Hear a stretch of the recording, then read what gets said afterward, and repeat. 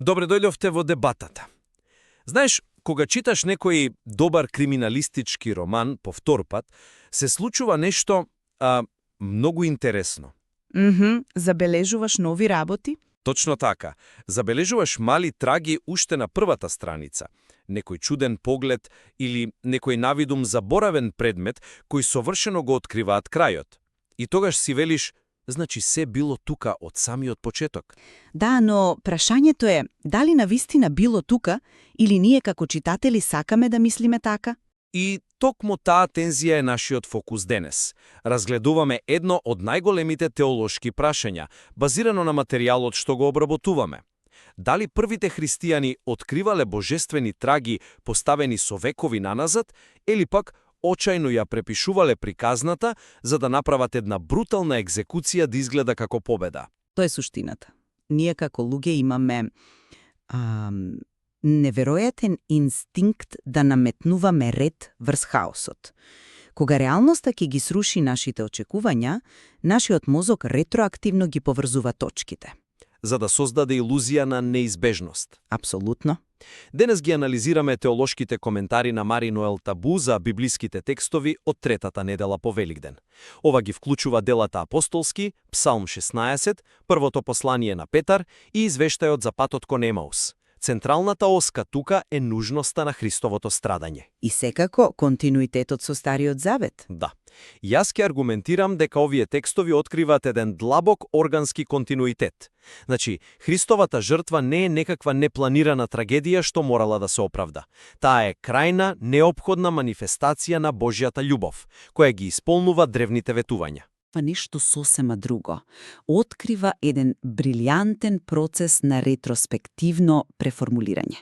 Првите христијани се соочиле со неразбирлива траума. Нивниот Месија умрел на крст. Што во тоа време било невидено понижување. Токму така. Во првиот век тоа не било символ на љубов, туку најголемото можно проклетство. И за да преживеат, тие биле принудени да им дадат сосема ново значење на древните еврејски списи, да го објаснат тој шок. Епа, да почнеме од тој момент на шок. И како Петар се справува со него на Педесетница. Петар излегува пред толпата. И види, тој не нуди изговори. Тој излегува со тврдењето дека новиот свет е веќе започнат. Доста самоуверено? Многу самоуверено. И за да го докаже тоа, тој се потпира на Псалм 16.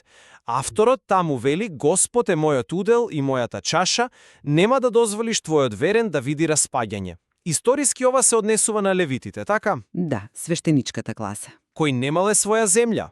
Нивното единствено наследство бил самиот Бог. И сега, Петар го зема овој принцип дека Бог не ги напушта оние чие наследство е тој и покажува дека тоа совршено се остварува во Христовото воскресение. Тоа е чист континуитет за мене. Чеки малку, дали е тоа навистина континуитет или е само, вешто вадење од контекст? Како мислиш вадење од контекст? Мораме да го погледнеме историскиот факт посочен во коментарите за овој псалм. Кога Давид, или авторот на псалмот, го пишувал тоа, вербата во индивидуално воскресение на мртвите воопшто не постоела во Израел. Тоа се појавува подоцна. Точно, дури во вториот век пред Христа. Псалмот оригинално бил колективен крик за опстанак на нацијата против идолопоклонството.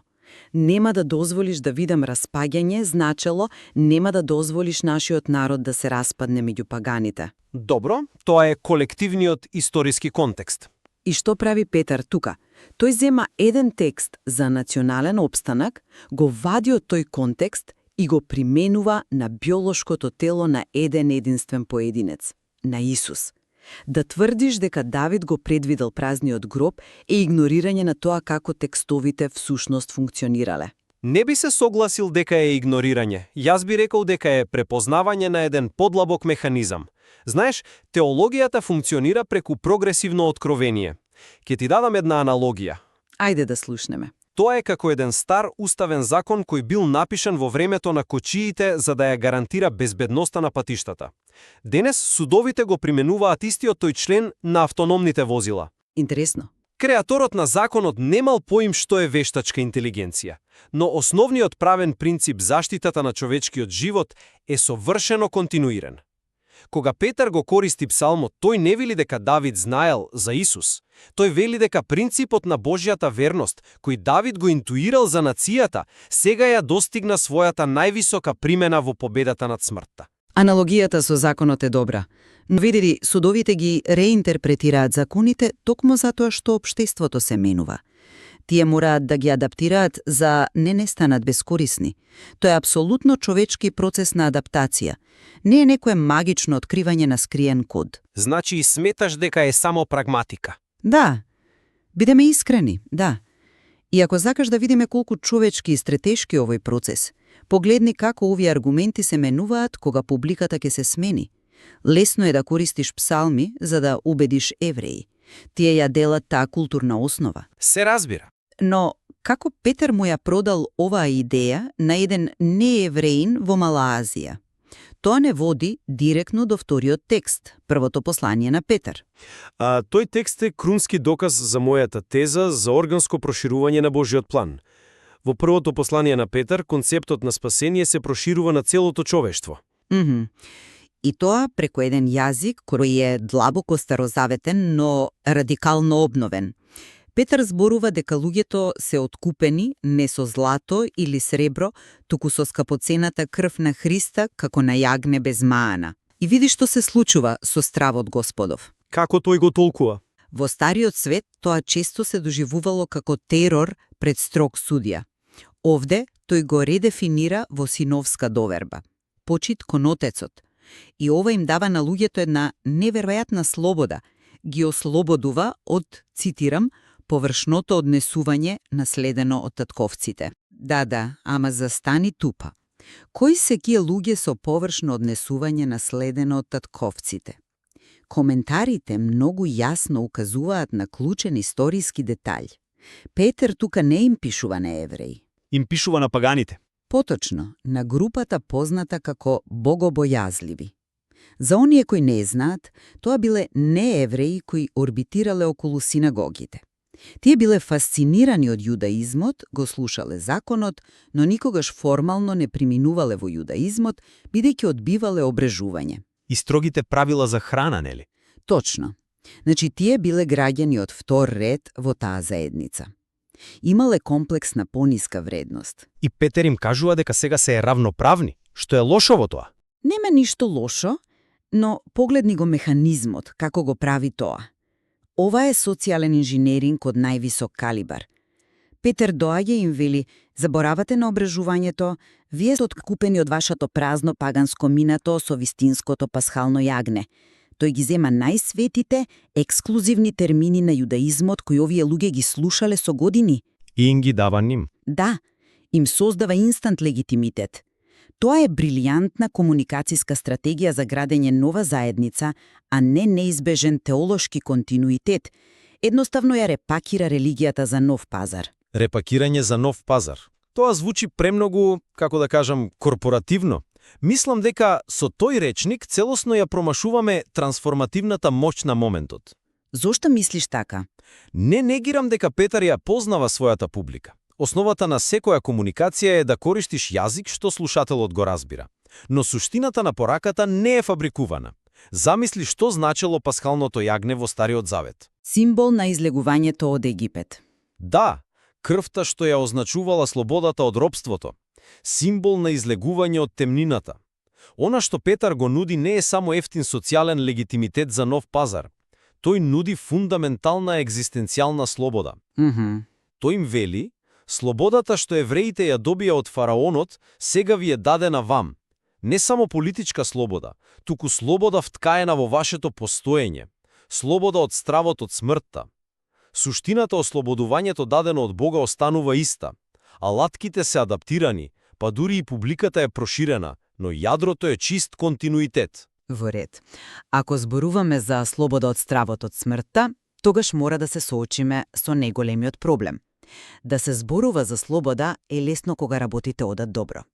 Но центарот на христијанскиот наратив е еден крвав пораз. Мислиш на распнувањето? Менти. Имаш двајца ученици кои бегаат од Ерусалим, тие се скршени, и тогаш Исус им се придружува инкогнито. И им го постава најтешкото прашање. Зар не требаше Христос да го претрпи сето тоа за да влезе во својата слава?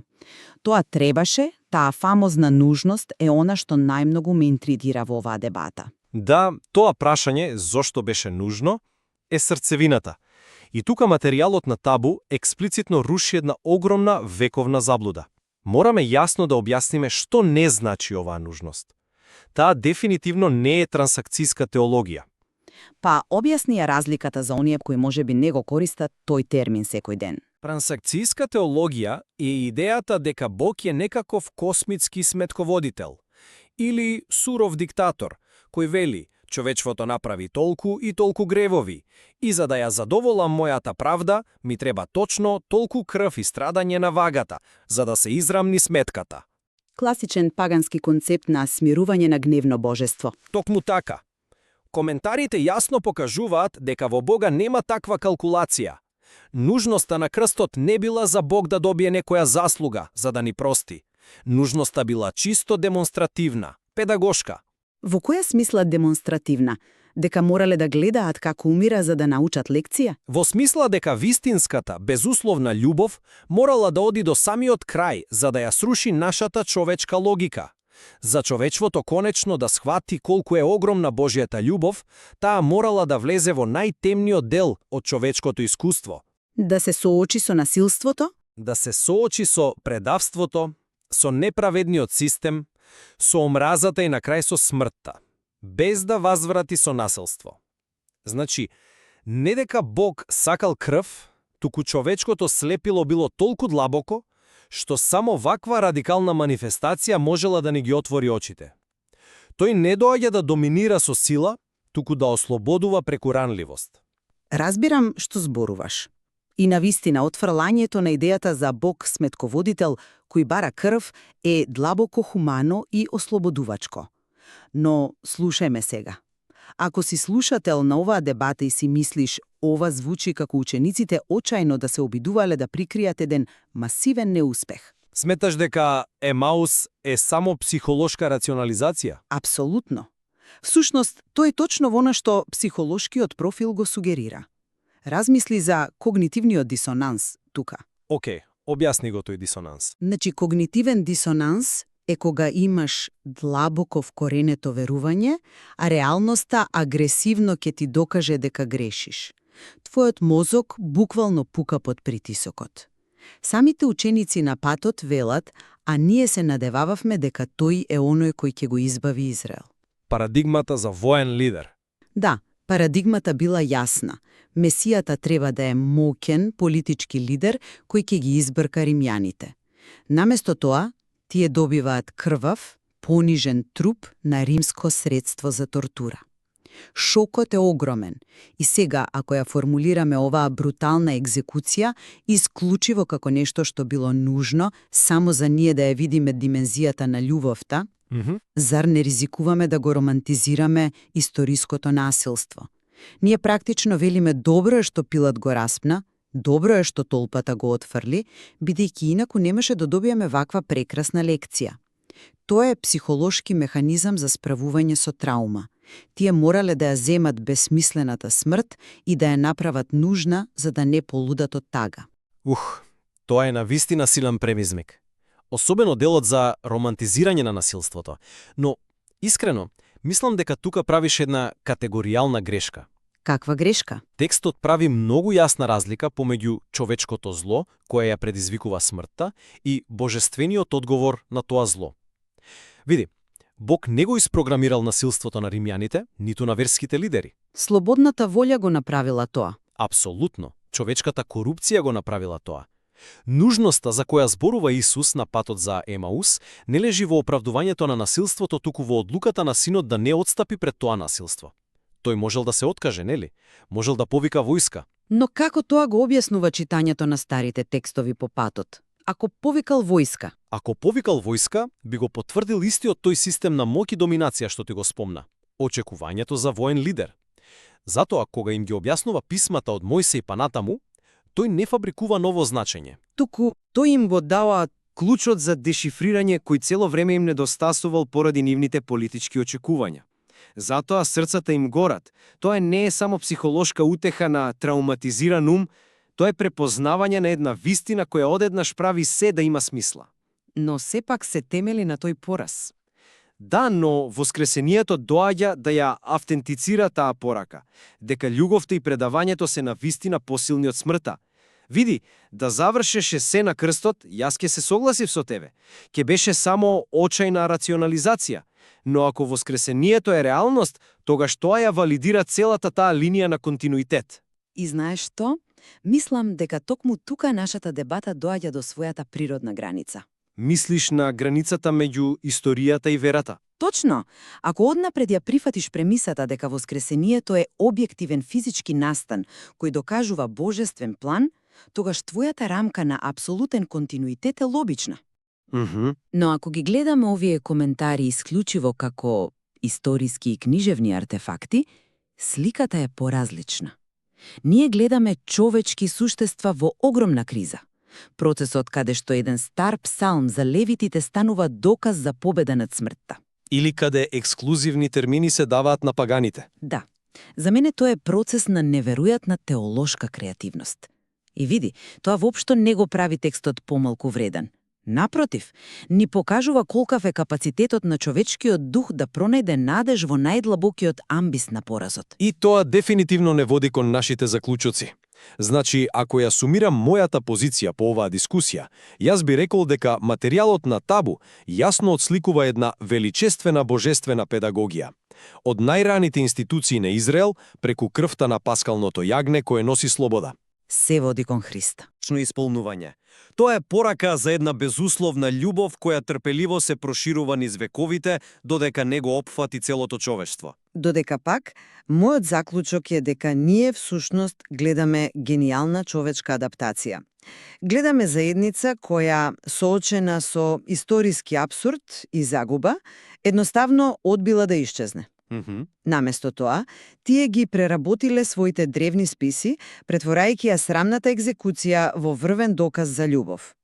И при тоа создале нова заедница која ги надминала сите етнички граници. Сепак мислам дека и покрај овој фундаментален судир во тоа како настанал наративот, ние имаме една многу силна точка на преклопување. Точно, да бидеме искрени, и двајцата се согласуваме дека оваа анализа успешно ја демонтира сликата за оној суров бог. Трансакцијскиот бог. Да.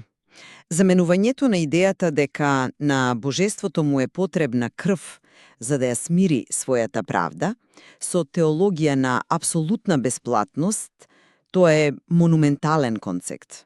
Без разлика дали го гледаш како откровение или како човечки изум. Апсолутно се согласувам.